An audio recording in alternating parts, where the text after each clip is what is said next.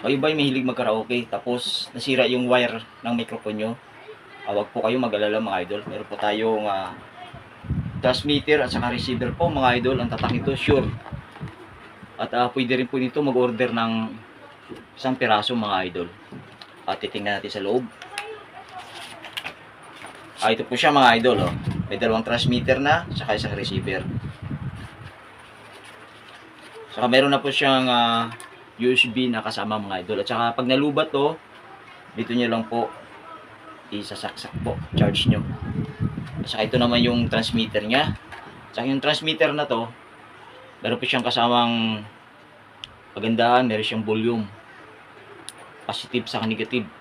Sa taas, positive, sa baba, negative.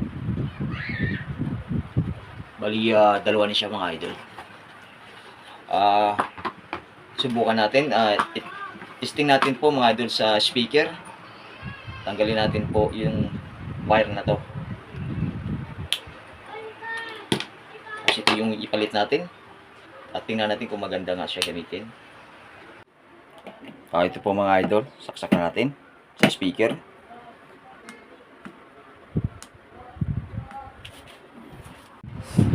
Ano panintay yung mga idol? Scout nyo na po.